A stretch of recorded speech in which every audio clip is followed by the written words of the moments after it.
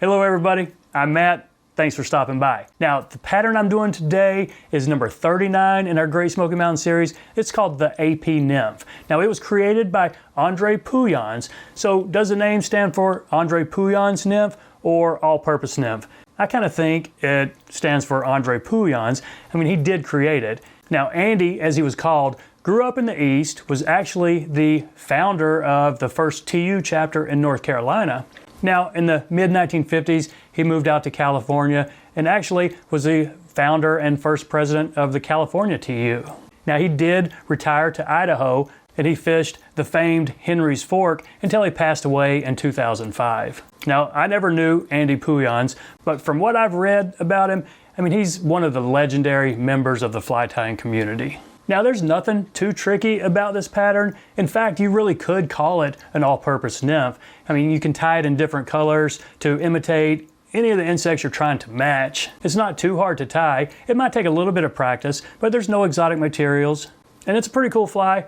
I think you're gonna like it. Let's give it a shot.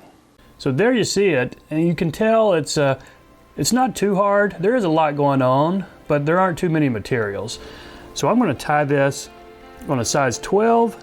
It's a 2x long nymph hook. And Don Kirk's recipe did not have weighted wraps, but moose hair is so buoyant, I don't know how you could fish this thing if it wasn't weighted. I mean, you definitely have to have some split shot. Even with the weights, the weight on it, you might need some split shot.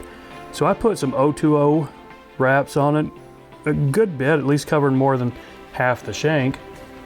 Now I'll use my black 70 denier UTC. I want to put a dam right behind it, take it up over the front, put another dam up here, and then take it back to the bend of the hook.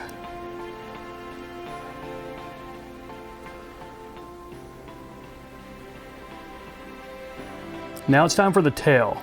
Moose body hair. Just black and, kind of brownish moose body hair. Take a fair-sized chunk, maybe a little bit more than you think you're going to need because you'll pull some of these short hairs out after you stack it.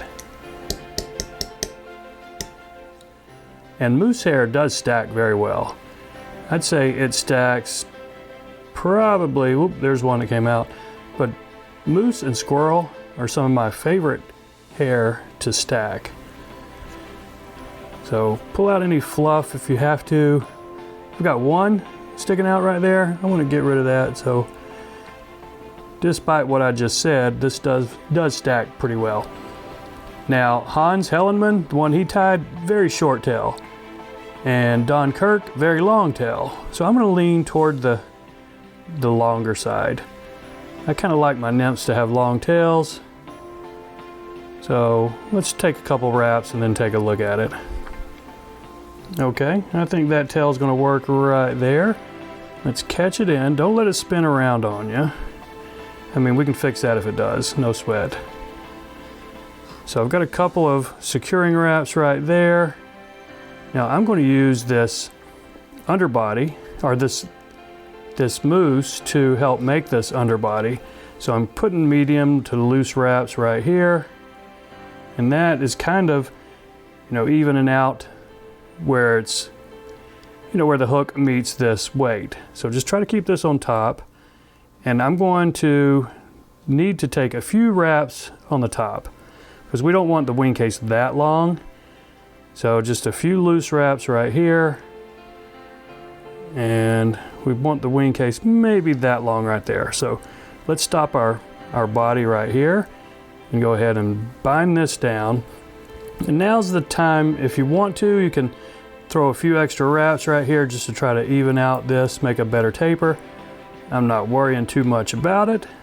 I'm gonna go ahead and tie in my rib. Now I'm using a size brassy. This is a hot yellow. So why am I using hot yellow?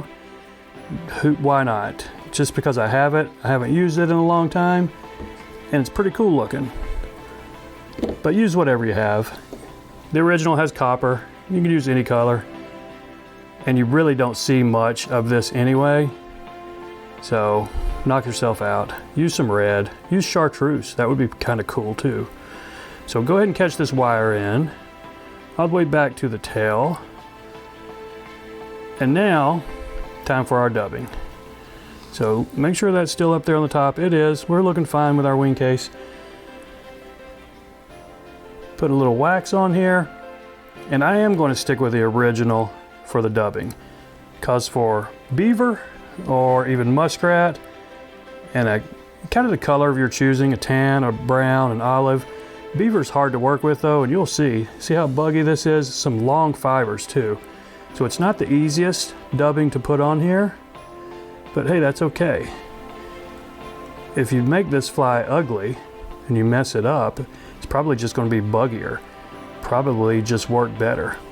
So I got a couple of wraps right there. Now I can tighten this noodle up just a little bit more. And I'm not going to worry too much about a taper. I'm just going to try to keep that body smooth and fairly uniform. Okay. And we'll trim it in a little bit anyway. So where I'm going to catch off, I want to go ahead and take my thread right up in front of this Wingcase. That's where I'm going to, catch off this wire wrap. So I'm going to counter wrap this fairly close together and fairly tight. Now I'll show you another trick. Sometimes when you're counter wrapping wire, it's hard to secure it at the end. I'll show you what I'm talking about. So we'll have that. How about that? Does that look okay? No, let's go one more behind it. And now we can go the one in front of it. The one in front is not going to be seen. So with the wire counter wrapped, if I just kept wrapping the thread the way I was, it might not secure it very well. So what you can do, take the thread around. Let's see, my backdrop is getting in the way. Take the thread around the wire and then do a reverse wrap with your thread on the hook shank, then bring it back over here and then around the wire again and reverse it, and now your thread wraps are going the way they originally were. So now you've got that wire really locked in, and you can spin it or cut it off. I'll spin it. Eventually it'll come off. Now our wire is really secured in there. So now let's take a little bit more dubbing, a little bit more wax. I'm going to use the same tan beaver. Probably dub almost the same amount, maybe slightly less. So let's get this on here. Okay, I might need a little bit more than that, but let's go ahead and wrap this and see what it looks like. Yeah, we'll need a little bit more to get all the way up front. So just a touch more beaver here.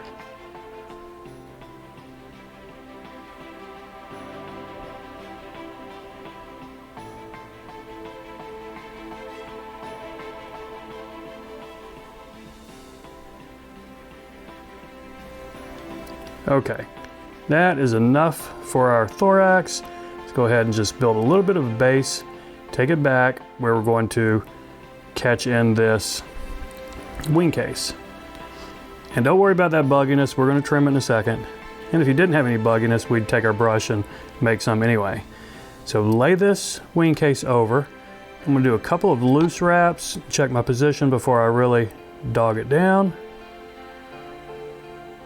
Okay, I think that Wingcase looks fine right there, so I'm going to put a tighter wrap and then maybe one wrap in front of it, and let's do another tight wrap right here.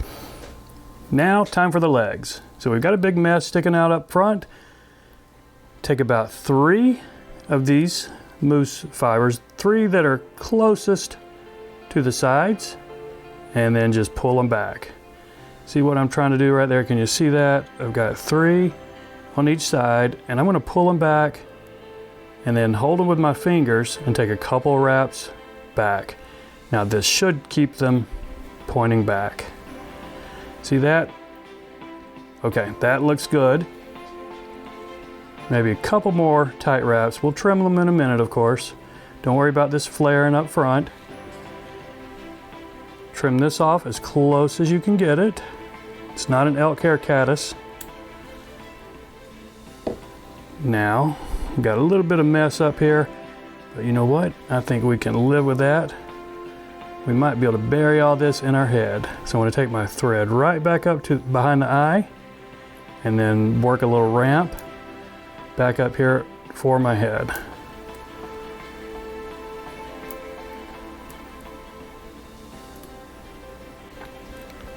And don't be afraid to put a big head on this. It is a nymph. Nothing wrong with big-headed nymphs. So let's go ahead and do our whip finish before we work on these legs. I think a 4-turn will be fine because we are going to put some head cement on it.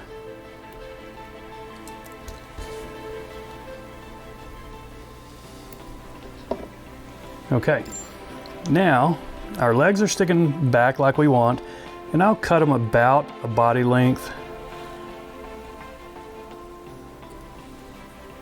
That might be a little bit long still, but we can always make them shorter. If you cut them too short at the beginning, you can't make them longer. So let's go a little bit shorter than that.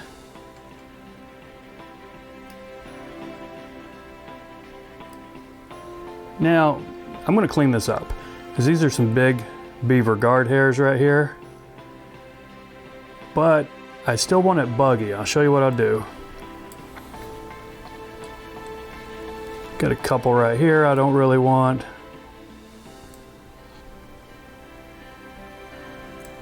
But I'm going to take my dubbing brush. You can use your Velcro or whatever you got. I'm going to pull a little bit of the softer feathers out. This will give it some more life if you do that. So just pull out some of those softer fibers right there and leave some of the big thicker guard hairs. But yeah, that's it. Not too tough to tie. A fair amount of going on, but it's not a difficult, not a whole lot of complex techniques. So that's it, my friends. I appreciate you watching. Y'all take care, and we'll see you next time.